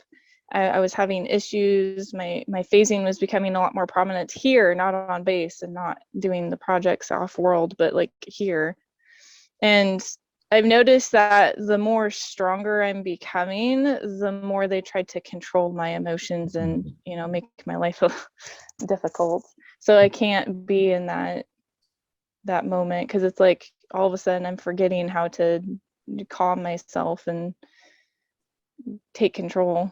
But again, maybe if you knew more about who you imagine was trying to control you and realized Yeah. you have your own choice regardless at a deep level, and as that gradually evolves, I mean, you think, Yeah, I've been fighting that for the last 5 years. 'Cause it's like, I mean, Can I say something? Please. Instead of becoming more aware of what it is that may be trying to attack you, what about becoming more and more aware of who you are? well, I've Because had that journey for the last. in that, you can turn the light on. And when To you an turn the light on, extent, 'cause when you're dealing- not extent, there's no limitation to light. When you turn the light on, no matter what comes near you, the only thing that can come near you is what is in alignment with that light. And the way to turn that light on is to know who you really are as a soul, what is written in your DNA, and choose to leave the battle, choose to leave the war itself. We cling to things because they're comfortable. It's what we know, even if it's conflicting. the way electrical engineers would talk about, they would say, if implosion or bliss is present, the physics is that the shareable wave doesn't survive there. So the more bliss you have, the more that boots out the parasites in itself. That's Well, I have augments on my pituitary gland and my thymus that actually interfere with me trying to do anything. Because as soon as I even like start raising my vibration, I get shocked, and Well, it gets you know worse what? and worse. A So. lot of us have done. I did the same thing, and in 2005, I was taken from this world. I transitioned twice. My physical form was taken to 0. And it's about walking through that. which a success through a near-death experience is a good part of this medical. Yes. Geraldine has her hand up. I bet she has an insight here. Hi, yeah, I just really wanted to add to that, because I think the beauty of combining physics and spirituality is that we can have a visual and maybe a more complete understanding of how we are affecting matter in the physical form. I resonate with your experiences, Apollymi. I hope I said that correctly, because, I had those experiences as well, where I had these implants put into the body very early that were interfering with the ability for this implosion to occur in the body. Actually, it's like, because it creates an interference. How our multidimensional body is that we are that vortex. So when our vortex slows down, it creates this blockage where we can't move our life force through our system. And so the idea is that the more we train our body, the nervous system, the physical, and become aware of the multidimensional aspect of ourselves into a state of neutrality, actually we can move in a more, let's say, less dense way that will be triggered by these kinds of implants, because the implants are both etheric and physical. And so they do attach more to the physical aspect. So if we bring the physical into a more neutral state, they will eventually dissolve, and it will allow for that vortex to begin to move, faster. So there are some techniques that you can do to help you come into this really powerful neutral state and no longer be in alignment with these kinds of attachments and experiences that are happening. So anybody wants to learn more, you can check out my YouTube. I do have some things on there. But Dan, I know that you talk about how, for a perfect death, we need to be rotating, we need to be in this vortex, and it's very much the same thing. Yes. You move out of alignment, out of resonance. That's what that means with these kinds of parasitic aspects of ourselves. Yes. That's why fear is the mind killer, because it stops the spin. So and the spin is what you need to implode. And yes, perfect. Yes. And what about for those who actually have physical trauma? So I've had some extensive physical trauma in my life, and a lot of the nervous system is just constantly on hypervigilance in a sense. So how do we embrace? I mean, obviously the food, right, and good company, avoid conflict, and toxic people, things like that. But the theory of collapse there is that at the moment of trauma, there was a discontinuity in memory. So if you go back to the moment of maximum pain and experience it fully, you can relax through it. So it's the disconnect that happened at the moment of maximum pain that the memory was discontinued. So that's the theory of collapse. It's easy to say, but I think it is possible to do. Absolutely possible to do, Dan. And that's exactly what I do. I mean, and that's how I was able to release myself from those things, basically deprogramming the programs that were created through that trauma experience. And just by going back to those patterns of emotions, sitting with the emotion, processing, and kind of gently allowing your nervous system to understand what it means to feel that emotion in its entirety, that's how you can begin to train yourself. And each emotion is packed with data, with more emotions within there that allow you to understand the complexity of your perception that's created. And that perception is very much vibrational frequency in your body that's stored in the vortices of your chakras, which are projecting into your experience. So once you neutralize those little by little, you can change your frequency, and essentially it becomes, you come into the state of neutrality, 0 point. And that's really the most powerful state to be in. I often experience them as literally those emotions as colors. So if you have yes. Red, the color red, there's 100 different types of different kinds of reds, or blue, there's 100 different types of blue. With sound, I can experience these kind of emotional portals almost that it's hard to describe. I'm sorry, Dan. No, wonderful. Oh, this is wonderful conversation. John has his hand up. Yes, my question is, I'm just curious as to how many people on here, myself included, have experienced extreme trauma from an early age, and is this a common thread amongst this group? Yeah, interesting, because I would say, so interesting that so many who had such talents found it was attacked in some way, perhaps. Yeah. And if I can, that's the beauty of it. We before we arrived here, we agreed to come in and experience all that we experienced from the very first day we arrived here, and then we're given free will. So we can choose to see it as trauma, or we can choose to see it as the integration of that which we need to push us forward to see the gift in it, to see it as the gift and not the trauma. Agreed.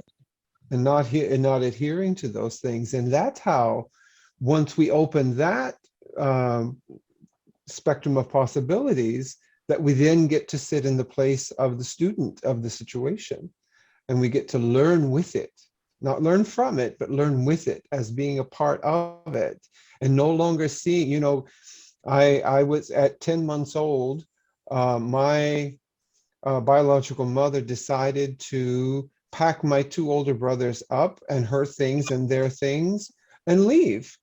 But yet she didn't take me with her. She left me in the floor of a kitchen with a bottle of water and decided that whatever was supposed to happen to me would happen. And at that moment, I got to remember, well, how am I going to survive? And the vibrational perception began at that point, remembering who I am. So we can always, always, in any situation, simply choose to see the gift. And what, as we all know, I hope we all know and are aware of, whatever we focus on grows. So if we're focusing on the conflict of something, it's going to keep growing, no matter what avenue you take in it, no matter how you try and figure it out. But the moment you see the situation as the gift, that's what comes to you. That's what comes to your awareness, and that's not in the mind. That is a perspective and an aspect of us that we all have that is beyond the capacities of the human brain. No matter how brilliant the mind, it is beyond the capacities. When we come into that place of the gift of it all, the quantum field of possibility then opens up. Because in the brain, the field of possibilities, no matter how brilliant that brain is very limited in comparison to what is of the ethereal. And the gift lies in the ethereal and not in the mind. And maybe the gift also fits the metaphor of access to the still point, which is the Stargate. So you get to the still point when you experience this collapse process. It kind of fits together. Yeah, the still point is that place of non-conflict, non-discord. It is a place, the place of harmony. And when that, and when people refer to the void, I'm like, well, wait a minute. That place you're calling the void is where everything is. That's where the reality of everything is. All the illusional parts is what we think of in our minds and we see with our physical eyes and things like that. This place that people refer to as a void is a misconception. It's where all the field of possibility resides. Right. And in the physics language, from the still point, you get leverage and inhabit the array. So it's the same beautiful metaphor. Wonderful. Thank you. And there's more hands up here. How are we doing? This has been a wonderful conversation. Anyone else? My gift today is to meet you, everybody, because we are amazing people. Thank you. And I would encourage everyone to look at Jean Charles' famous, fabulous movie, South Shore, and his websites where his story is in detail. And I think it's a beautiful metaphor for where he wanted to stay about when does the lucid dreaming become the Stargate? That it is. And I think Jean Charles inhabited the still point too. So these stories fit together. It's been really It's fun. very important than South Shore with the movie with a real event inside, but it's a little romance, okay? But the best is Starseed Revelation is about 100% real about my life in the SSP, French SSP, and my experience. South Shore is fiction and like X-File, you know? Yes, but yes. Starseed Revelation is the masterpiece, and all is real. That's beautiful. So it's a beautiful gift to the group. Speaking of the gift. Thank you. Sean, do you want to share? I just want to take a pause. Again. He wants a pause. Just a pause. Have some such water. Great energy, such great contributions. Everyone, just pause. Whew. Thank you.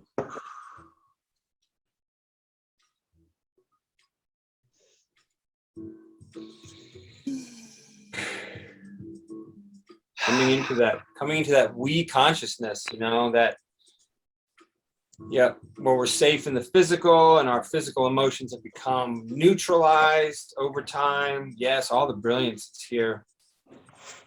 Blessing. Blessings. Thank you. Thank you, everyone. We're in the still point together all the time. Thank you, Alex. We had fun. We'll do this again anytime the spirit moves. Yeah, and I just wanted to get Sean has a question. Yeah, sure. Or something to offer. Sure. Going into one of Apollymi Mandylion, and what she said on trauma and going off that subject, how to resolve it. Everyone's dealing with trauma in different ways, whether they inherit it from other lives, DNA lineage, or this life, and there's many different ways to deal with it. It's all like a compression of negative energy, motion, emotions in the field as the hologram emitting infinite light splitting, and we can revisit this trauma based in time, give it focus, attention, expose the finite amount of size and scale that it has, find if it's a compression or an explosive force like pain, and then start bringing the opposite to it in a compression field of healing and love and focus, and start shrinking it down, allowing it to flow into what it wants to become. We like, based on how big a trauma is, it can be a big thing, and it can disrupt the soul and make fracturization of the consciousness and compartmentalization, which then creates altered personalities, and they come up at different times to remind us of the trauma, as well as how we're dealing with entanglement with other beings, such as targeting. It's the end goal, like with what John Newman said, is to end the war. And when we get into get put into the scenario where things want to war with us and we don't want to war with them, we have to bring them to non-motivation and stillness, which would have to do with tracking back and interviewing what their beef is, which usually has to do with hate, which is the opposite of love, and it arises out of the need to protect something they love. All hate stems out of that, which something that they want to protect or hold on to, like control or dynamics of something they're afraid of, is like most of the dark forces that are still exist. Some, it's like way less, like with how the dark feet, most of it leaving.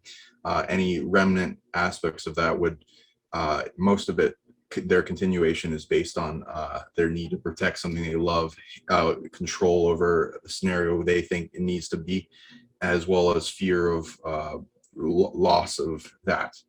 And then so reflecting anything they send at us in like an Aikido redirection, as well as a way to transmute that energy they send at us and into their own antidote for themselves, because we can then turn that into something that brings their heart back online.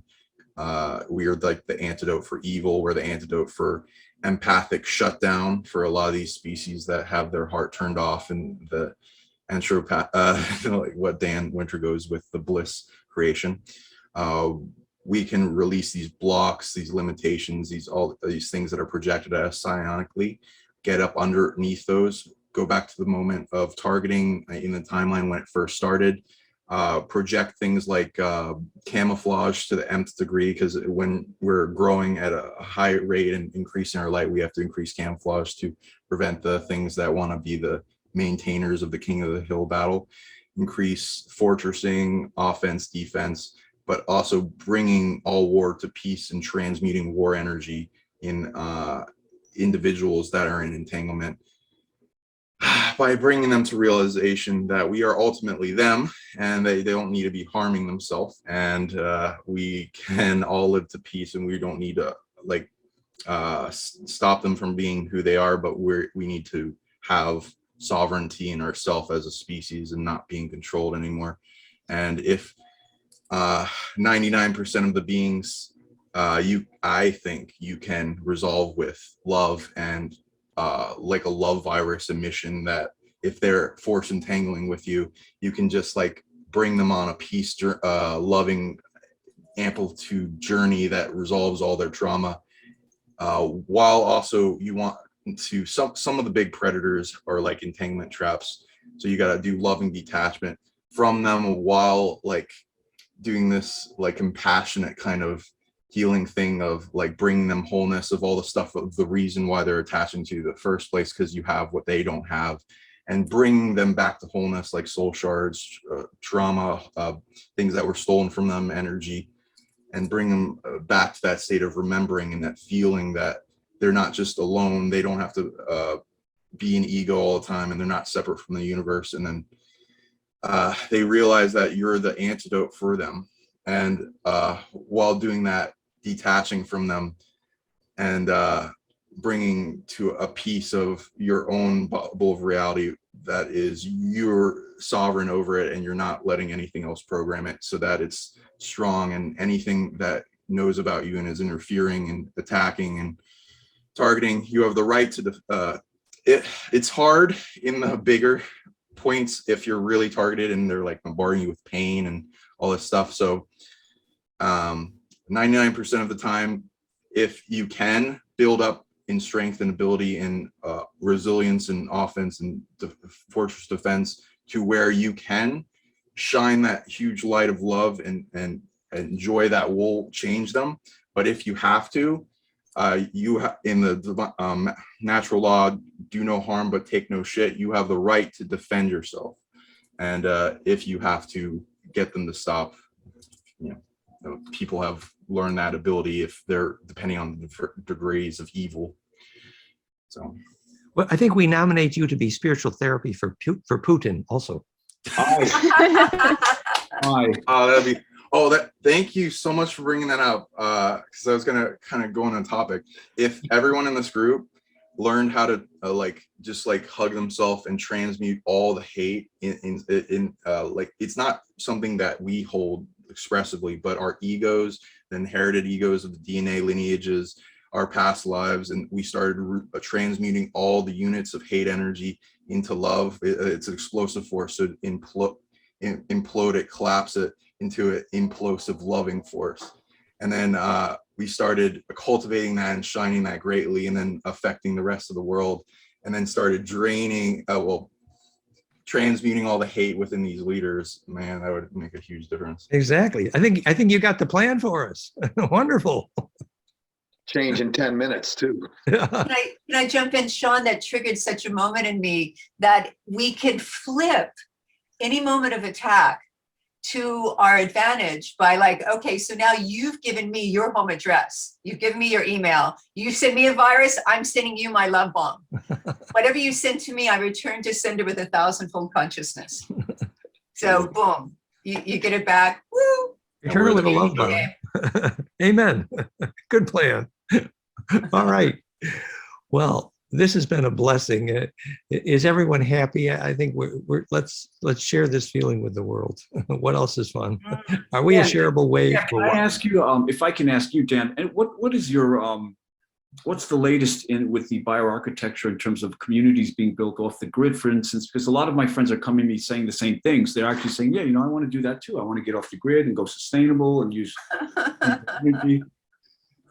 Well, we turned the global bioarchitecture curriculum, goldenmean.info/architecture, into a global network of biologic architects, which is bioarchitects.net.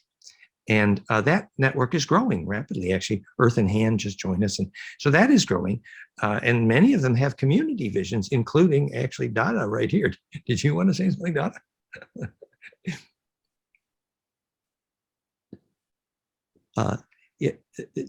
The community vision is alive and well in many places. And maybe we should do that next time. But Dada, you had your hand up. Did you want to Thank comment? you very much, Dan. Yeah. Wonderful, Sean. You're sharing 99% of the negative species you can solve with loving compassion. That's a beautiful idea. I love that. And then you followed it up with a beautiful phrase, do no harm, but take no shit. And to some extent, wow. To some extent, I think it's also balances a little bit or gives a different angle on what James was sharing earlier about the need to leave the battlefield. And the way I look at it, drawing actually on the yoga perspective, is the idea that time, place, person. So there's a time when indeed we do that. There's a place where we do that, that withdraw, that leave the battlefield literally, and person for a particular person. But it opens up the possibility of multiple spaces, multiple layers, and it becomes a challenge to understand at which layer and which context we're in, and following what is correct in that particular moment. And of course, the faculty that we have as humans for really doing that is intuitional. And I think there is definitely places where engagement and struggle and battle is actually what has to happen. And in so many ways, what's happening in our world today on a political and economic, cultural level, it looks very much to me like there is indeed a space for direct engagement, and indeed the use of force. And now from the yoga perspective, we have the concept of ahimsa, which of course is meaning non-harming others. But it is qualified, I think, in the way really that Sean was touching on, that self-defense does not preclude the use of force. And when that gets on a collective level of a community or a nation or indeed a planet, then it is not against the principle of ahimsa, of non-harming, to actually engage and utilize force. But again, I mean, I very much appreciate James's point also. There is a place where non-participation in that dynamic is actually the proper thing. And again, I think it increasingly as a species, we're required to negotiate these sort of complexities. And again, as an emergent and as a type of vanguard of awakened humanity that is ready to take no shit and actually stand up, then again, this intuitional faculty, I think, is very important to help us get to the right place where the right engagement becomes clear to us. Well, thank you, Dada. Exactly. That's great. Blessings. And we have about 3 minutes to 2 hours, so 3 minutes left here. A few more hands up. Thank you. Beautiful. Yes, Go ahead. Go ahead, Sirva. Oh, you're muted. You're muted, Sirva. Yeah, unmute.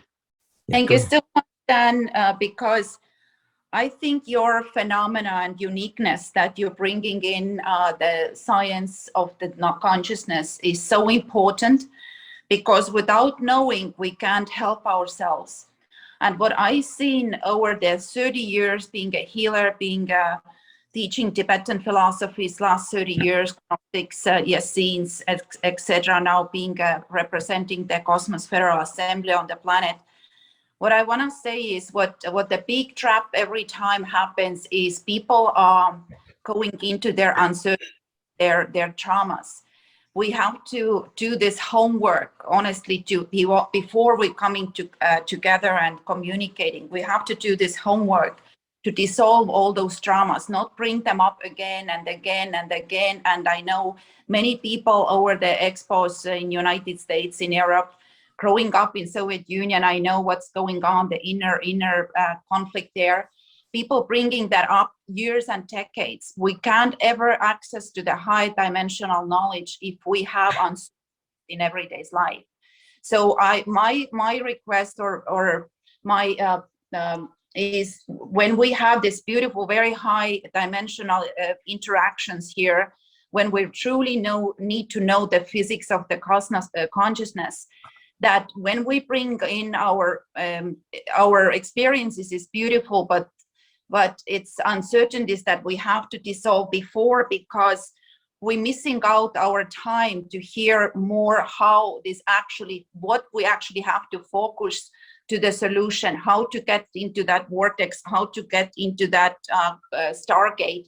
And we all have that, and this is what I was looking for today. And so anyway, everything is good and perfect, but how it happens, we all learn.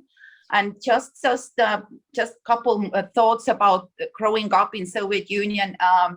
That was what's happening right now in Ukraine was necessary because it is a country after the collapse of Soviet Union 92 have been so manipulated with deep state and etc. So it's this collapse and shredding have been absolutely necessary to build the new souls can rise like phoenixes from this. It was necessary, but on. Thank you, Sirva. We take you seriously. Thank you for your experience. Thank you. Thank you. Any last thoughts? That's important. Apollymi. I'd like to say something if I may. Who's up? Apollymi was going to share, and then you go ahead. Take us out, John. Let her go first, please. Sure. Sure. Oh. So I just wanted to thank everybody for letting me in here. I know it's my first time being here, but I also think that I have a very different perspective on a lot of things because the last 7 years of my life, I have raised my vibrations, done everything possible. I've dealt with my trauma. I've dealt with some of the augments, but I get abducted almost every night, either for missions or for ET interactions, good and bad. And when it's trauma that is based upon augments, it is completely different than something that has affected you, either a bad breakup or your mom dying or anything like that, because it is artificial trauma that is inflicted on you for no reason. And with the augments, like I've learned to like reflect some external like weapons for like sonic weapons or energy weapons, but when it's actually attached to your vortexes, it makes it very difficult. And like I said, I have interactions almost every night. So if I break one of my augments, I get a new one the next day or the next day after that. And it becomes very, very difficult. I've done the love and light all for the last year and a half. I shut everything down, but you have to remember that I'm getting ripped apart, blown up, eaten, anything that the projects allow for me to happen, you know. And I'm not the only one. There are other super soldiers out there like me that live a completely different life. And when you're just astral traveling or doing everything spiritually, it is on a completely different ballgame because I do both. But when you're physically out there and having everything happen to you, you know, you can't exactly fight with love and light. It doesn't work that way. You know, I could walk up to someone and change their complete reality forcefully, but they also are going through the same thing that I am. And it's just a completely different ball game. You know, you can only destroy augments so much. Completely agree with you. Understand everything you're saying. I can absolutely help you if you want. I used to get attacked every day and it was awful. It was like torture. So yeah, and shadow work and offense, defense, resilience, please contact me. I'd love to talk with you more on that. So yeah, that'd be awesome. There's an offer. There's an offer.